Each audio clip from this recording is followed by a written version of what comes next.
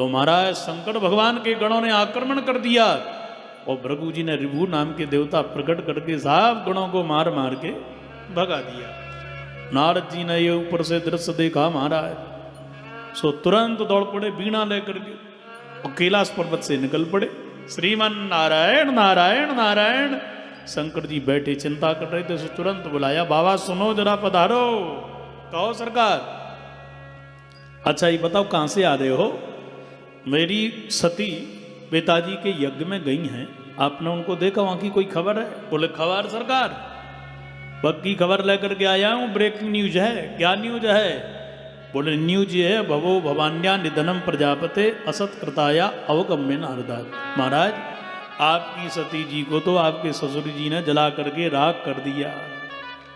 जो इतना सुना महाराज शंकर जी को क्रोध आ गया और क्रोधावेश में आकर के एक सिर से जटा नीचे फेंकी, वीरभद्र नाम का गण प्रकट हो गया और हाथ जोड़ करके बोला, तंग किंग करो मीति गृणंतमाह बद्धांजलिर।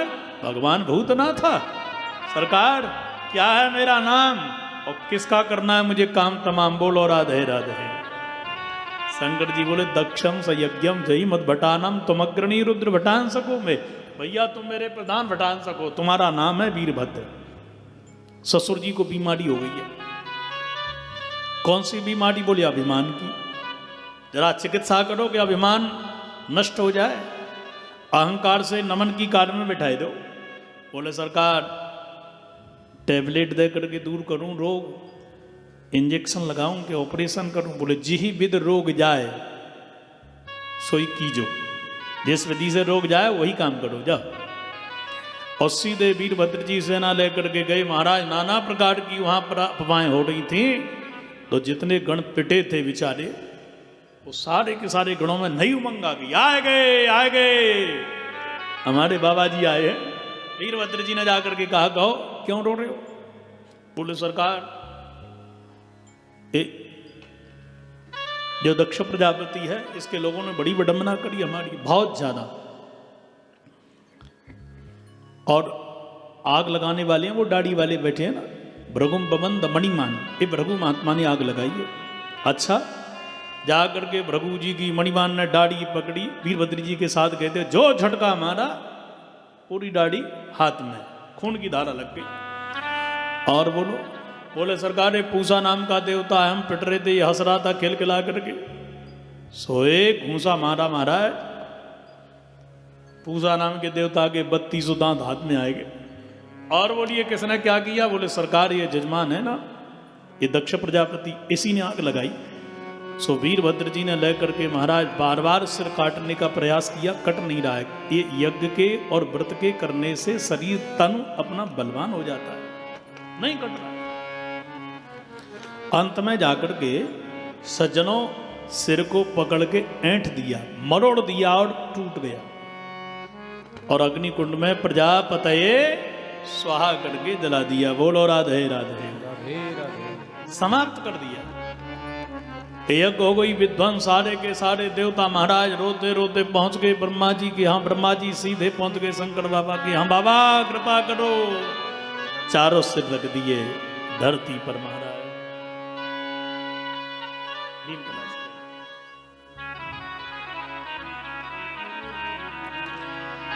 सारे के सारे देवता भगवान शंकर को मना रहे हैं, देवता स्तुति गा रहे थे।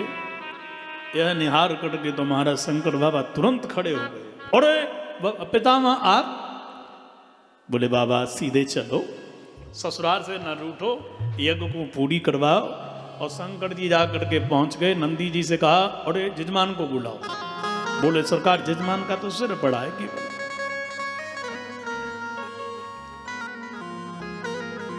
धड़ पड़ा है, और सिर कहां गया?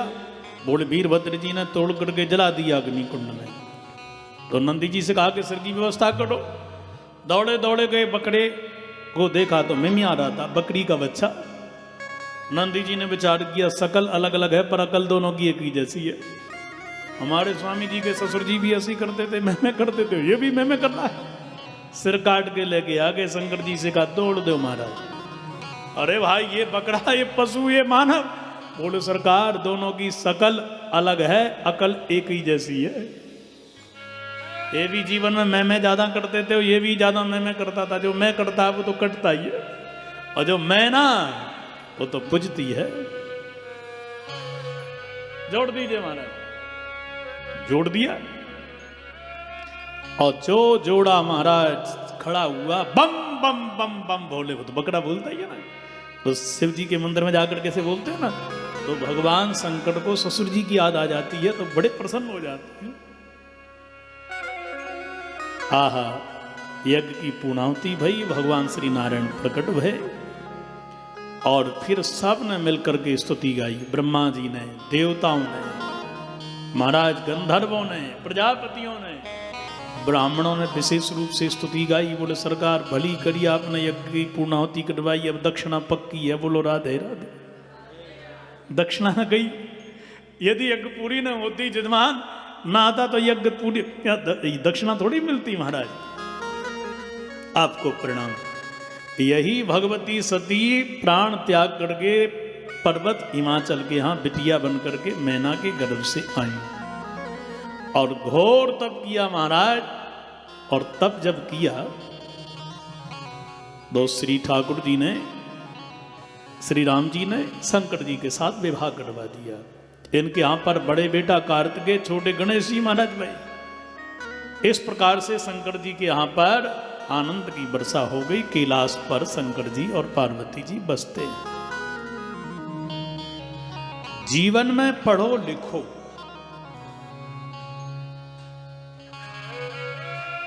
पर साथ में संस्कार का बीज भी बोते रहो बच्चों में। नहीं तो ये शिक्षा की खेती आपको साक्षरता है ना, साक्षरता ही राक्षसता की ओर ले जाती है। इसलिए बच्चों को देखते रहो, उनको संस्कार दो। जब तक बच्चों में संस्कार नहीं देंगे, उनको धर्म की बात नहीं बताओगे, तो अधार्मिक राक्षस प्रवृत्ति के बालक हो जाएंगे हमारे।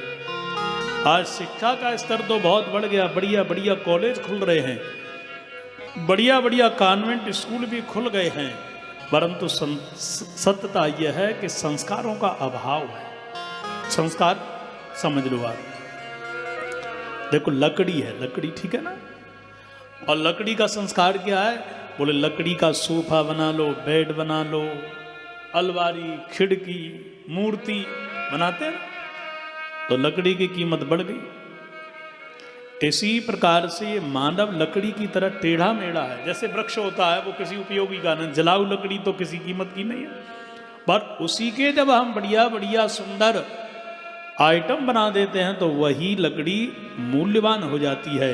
इसी प्रकार से संस्कार व्यक्ति के जब हो जाते हैं तो उसकी महिमा बढ़ जाती है। बच्चों को संस्कारित करो, और जब बच्चे बड़े हो जाएंगे वो तुमको ही संस्कारित कर देंगे। फिर छोटा है महाराज, अभी तो छोटा है, जब बड़ा हो जाएगा तब संस्कारित करोगे क्या? लकड़ी जब घुन गई, लकड़ी खराब हो गई, अब काहे की संस्कार? वो तो खराब हो गई, जलाऊ हो गई। इसलिए पहले ही बच्चों को हम संस्कार दें, और संस्कारित बच्चे कभी भी अपने बुजुर्गों का, देश का अपमान नहीं करते, अपने इष्ट का अपमान कभी नहीं करते। बोलो राधे राधे। अब सती किसकी बिटियां हैं? दक्ष की। दक्ष माने चतुर, पढ़ा लिखा दक्ष व्यक्ति है। तो दक्ष कई चतुर पढ़े लिखे बाप की बिटिया सती है। तो क्या किया? बोले कथा ही नहीं सुनी अगस्त जी से, और राम जी को प्रणाम नहीं किया। बोले ऐसा कैसा भगवान जो अपनी घरवाली की रक्षा नहीं कर सकता, रावण से बोल ब्रह्म कैसे हो सकता है, भगवान कैसे हो सकता है, वो हमारी तुम्हारी रक्षा कैसे करेगा? लो, सदानंद स्वामी पूजा कर रहे थे, बड़े सनातनी विद्वान थे। बचुआ आया, गणेश जी से चावल लेके भाग गया।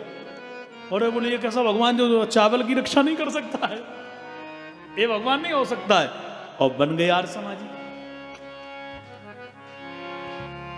विरोधी बन गए, बाद में लौट आए। खैर, तो पढ़ो लिखो, परंतु जब तक साधना के द्वारा भजन नहीं करोगे तो यह आपकी विद्या, आपके सुकृत आपको पतन की रास्ते ले जा सकते हैं। इसलिए भगवत कृपा जरूरी है। बच्चे पढ़े लिखें पर उनके ऊपर कोई रक्षक ना हो। भाई विद्यालय में बच्चे अध्ययन तो बच्चे को करना पड़ेगा, तभी तो उत्तीर्ण होगा, वो बढ़िया नंबर से पास होगा। और ऊपर उसके रक्षक होना जरूरी है, मैया बाप, कोई अंकुश लगाने वाला तो जरूरी है। सुकृत करो, भजन करो, और जब तक भगवत कृपा नहीं होगी तो यह सुकृत भी आपको कोई फल नहीं देंगे।